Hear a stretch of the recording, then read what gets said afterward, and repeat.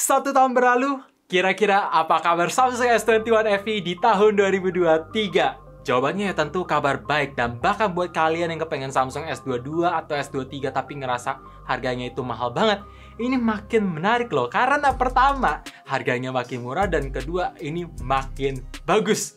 Kok jadi spoiler? Tapi ya udahlah ya. Intinya untuk Samsung S21 FE harga secondnya udah di 6 jutaan, dan untuk harga barunya udah turun 1 jutaan. Jadi langsung aja kita bahas. Let's check it out. Chipset Exynos 2100 di HP ini menurut gua masih aman-aman aja. Emang sih kalau mau di-compare sama Dimensity 8100 Ultra, angka Antutunya masih kalah, tapi menurut gua masih tergolong efisien. FYI, untuk HP yang satu ini di luar pasar Amerika, semuanya menggunakan Exynos. Tapi untuk pasar Amerika sendiri, mereka menggunakan Snapdragon 888. Dan ngomongin soal performa gaming yang paling ringan deh, kayak Mobile Legends. Emang sayang banget sih, settingan refresh rate-nya belum bisa mentok sampai ultra. Masih di high dengan grafik ultra, tapi ya untuk performanya konsisten banget. Gue pakai push rank 3 jam nonstop, nggak ada kendala sama sekali. Akhirnya udah mythic guys. Mythic 5 masih belum glory, OTW.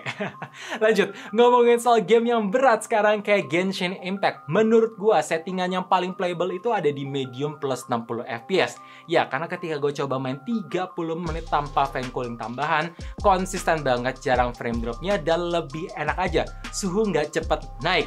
Emang, kalian bisa naikin sampai high plus 60 fps, tapi menurut gue ketika suhunya udah mulai panas di 15 menit, frame dropnya bakalan lebih berasa, iya, lebih cukup sering.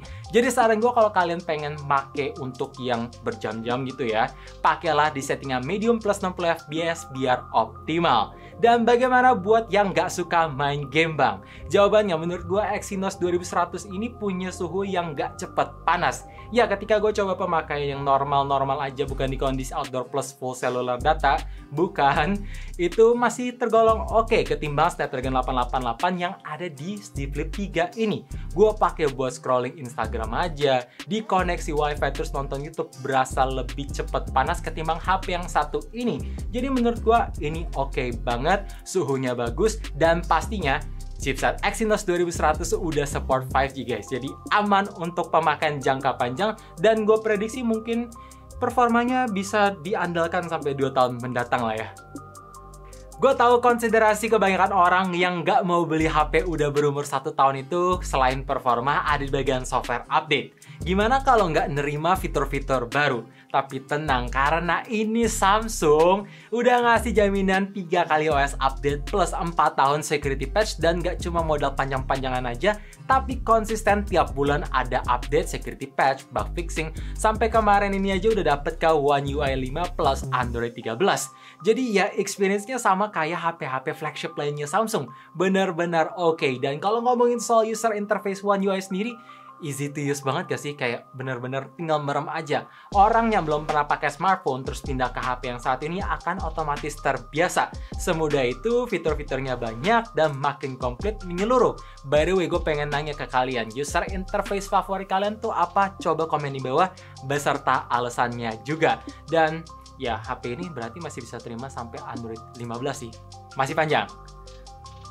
Gue pribadi sangat suka banget dengan konfigurasi kamera kayak gini. Iya, ada 12 megapiksel primary lens dengan bukaan cahaya f1.8. Terus ada 8 megapiksel telephoto lens. Dan terakhir ada 12 megapiksel ultrawide lens dengan tangkapan sampai 123 derajat. Jadi, apa itu lensa depth sensor dan macro lens? Iya, semua lensa yang ada di HP ini menurut gue sangat fleksibel. Kalau kalian pengen nangkap yang lebih luas ada, pengen nangkap yang lebih rapet juga ada. Jadi beneran kepake semua. Kalau misalkan kalian perlu, ini lebih mantap sih. By the way, kalau misalkan kalian bilang, tapi kan ini HP cuma punya resolusi 12 megapiksel aja bang. Jawaban dari gua, resolusi itu bukan segalanya guys. Ada yang namanya tuning software, sensor kamera yang bisa bikin hasil foto tuh jadi lebih bagus, lebih tajam, pokoknya lebih berkelas aja.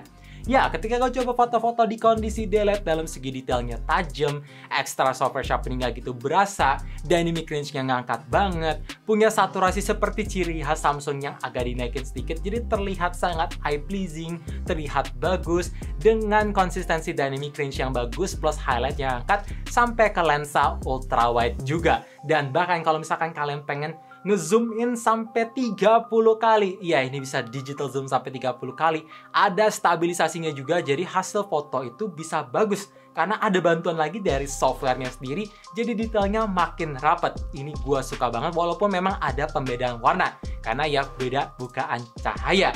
Ngomongin soal hasil foto di kondisi low light karena bukaan cahayanya sendiri udah rendah di f1.8, jadi informasi yang ditangkap tuh rasanya udah bener-bener bagus. Detailnya pas, kontrasnya bagus, warnanya bagus, noise grain gak gitu kelihatan. Tapi kalau misalkan kalian pengen incer warna yang kayak di kondisi daylight itu saturasi naik, kontras naik, dan detail makin tajam, nyalain fitur night mode yang akan sangat berfungsi sampai ke lensa ultrawide-nya pun juga bisa. Pokoknya ini bener-bener bagus. Mantap, gua suka. Nah, untuk kamera depan di HP ini menggunakan resolusi yang besar, yaitu 32 megapiksel, tentu dengan hasil foto yang menurut gua ini bagus. Emang sih skin tone-nya masih terlihat pucat, tapi at least filter beautify-nya bisa kita matiin sampai 0 dengan detail yang tajam, cuttingan portrait atau bokeh yang rapi banget. Ya, rambut-rambut jabrik gue bisa kekat dengan cukup rapi. Dan by the way, karena ini HP Samsung pun, kalau misalkan kalian pengen selfie, ada opsi untuk nangkap lebih luas, walaupun di kamera depannya tidak pakai lensa ultrawide. Ini menarik. Oke guys, jadi ini dia contoh perekaman menggunakan Samsung S21 FE di kamera utama. Yang gue seneng atau yang gue suka, ini ketika gue pindah ke lensa ultrawide tuh bisa langsung pindah tanpa harus stop record. Bahkan mau pindah ke lensa telefotonya juga bisa langsung. Dan satu lagi yang bikin gue senang nih, kalau misalkan gue mau kasih tinggal flip aja kayak gini dan guanya bisa langsung kelihatan. Gimana menurut kalian guys? Kualitasnya ini by the way di 4K 30 fps semua lensanya. Komen juga soal kualitas audionya guys. Thank you. Dan ini adalah contoh perekaman di mode 4K 30 fps kondisi malam hari sambil jalan aja. Gimana guys? Bagus apa jelek? Coba komen di bawah.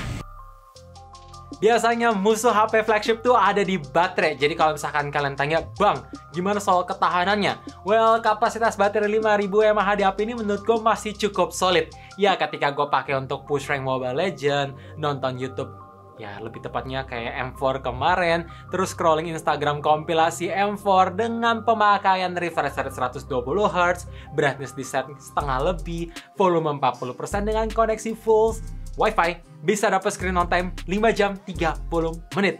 Menurut gue ini masih awet banget untuk ukuran HP flagship yang semuanya serba kencang. Tapi kalau ngomongin soal chargingnya, ini agak di tengah-tengah sih. Ya dibilang cepat juga enggak, dibilang lambat juga enggak. Support di 25 watt super fast charging yang bagus dan enggak juga. Bagusnya karena battery health bisa lebih panjang, tapi nggak bagusnya kalau mau di-compare sama speed 80 watt atau 120 watt, ya akan kalah cepat.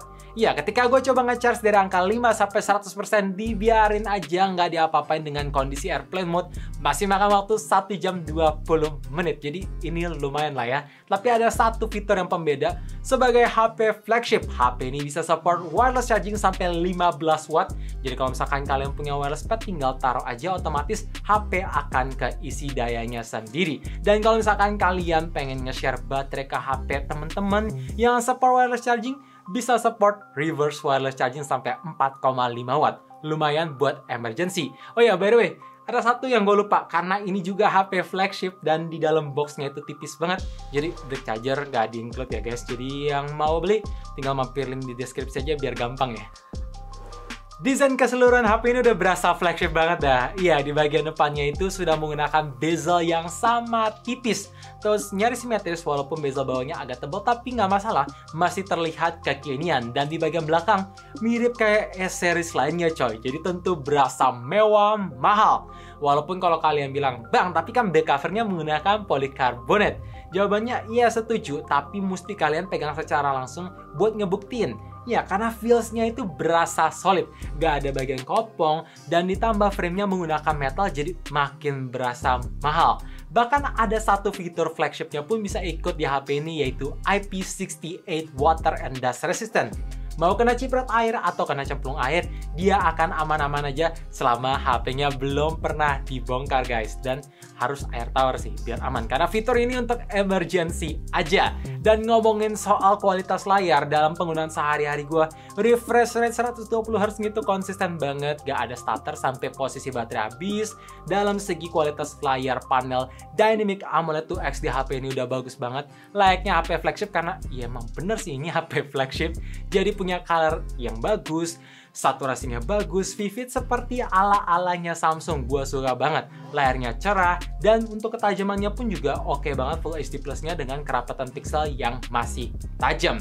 Jadi kalau kalian bilang, "Bang, kurangnya apa?" Ya kurangnya sih nggak ada. Kualitas layarnya bagus, bahkan sudah menggunakan ketahanan Corning Gorilla Glass Victus.